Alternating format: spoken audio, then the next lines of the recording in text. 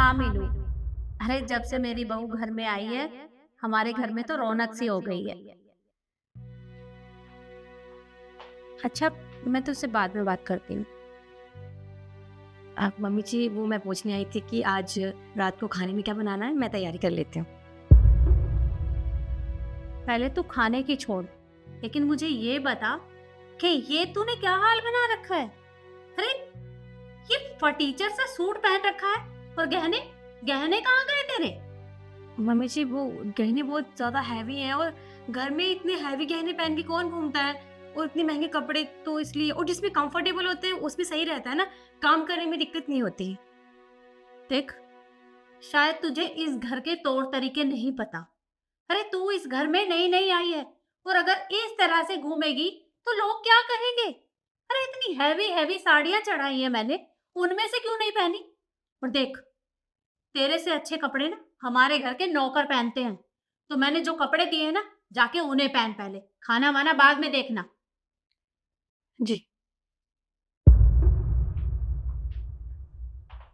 दिमाग खराब हो गया है? किस तरह के कपड़े पहने हैं?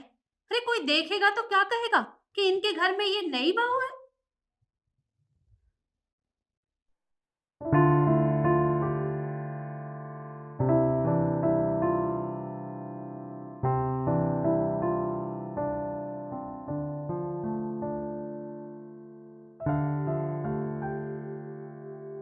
भाभी, आप सिर्फ सैलेड क्यों खा रहे हो? खाना क्यों नहीं खा रहे? शिखा, तू सलाद क्यों खा रही है? तू खाना खाना। वो कहे ना, आपके घर में खाना बहुत मसालेदार बनता है, और मुझे आदत नहीं है इतना मसाला खाने की। मुझे लाइट खाना ही पसंद है। तो लाइट खाना तो था नहीं, तो मैंने सैलेड ही खा लिया। कोई बात नहीं, मेरा पेट भर जाएगा इससे भी। आप खाइए। अच्छा, मतलब तुम कब तक ऐसा खाना खाओगी? देखो, तुम हमारे घर में नई नई आई हो, और अब तुम्हें ऐसे खाने की आदत डालनी पड़ेगी। वैसे भी इसमें तुम्हारी कोई गलती नहीं है। दरअसल तुम्हारे तो बाप की इतनी औकात ही नहीं है जो तुम्हें इस तरह का खाना खिला सके, है ना? हाँ मम्मी जी, शायद आपने सही कहा। मेरी पापा की इतनी औकात कहाँ जो मुझे इतना महंगा और मसालेदार खाना खिला सके। लेकिन मम्मी जी, मेरे पापा मेरे लिए सब कुछ है, और औकात से तो कहीं ज़्यादा बढ़कर है। एक बात कहूँ आपसे, यहाँ आने से पहले मैं अपने घर में काफ़ी खुश थी। मैं अगर अपने घर में रूखी-सूखी रोटी भी खाती थी ना मम्मी जी, तो मुझे बहुत चैन की नींद आती थी। और मम्मी जी, अगर रूखी-सूखी रोटी प्यार से खाई जाए ना, तो पेट तो क्या, आपका मन भी भर जाता है। लेकिन इस घर में मुझे आए हुए 4 दिन भी नहीं हुए, और आप हर छोटी-छोटी बात को लेके मुझे सुनाई जा रही हैं। अपने हिसाब से मुझे आप ढालना चाहती हैं। पर क्यों मम्मी जी? आप चाहती हैं कि मैं आपके हिसाब से रहूँ। आप चाहती हैं कि आपके हिसाब से कपड़े पहनूँ, ज्वेलरी पहनूँ, ताकि मैं लोगों को दिखा सकूँ कि मैं कितने बड़े घर से आई हूँ, या कितने बड़े घर में मेरी शादी हुई है।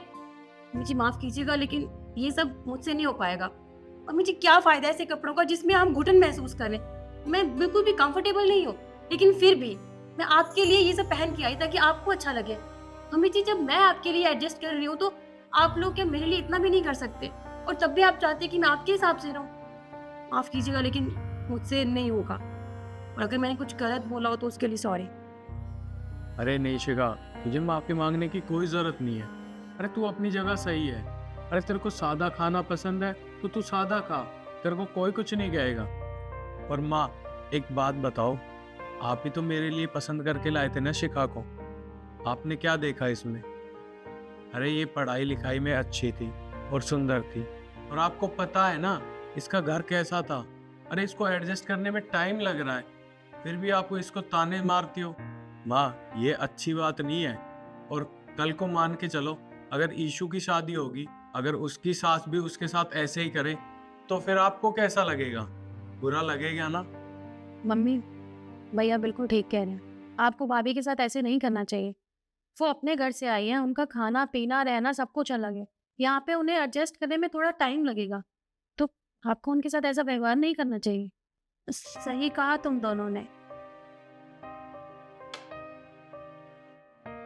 बहू, मुझसे बहुत बड़ी गलती हो गई।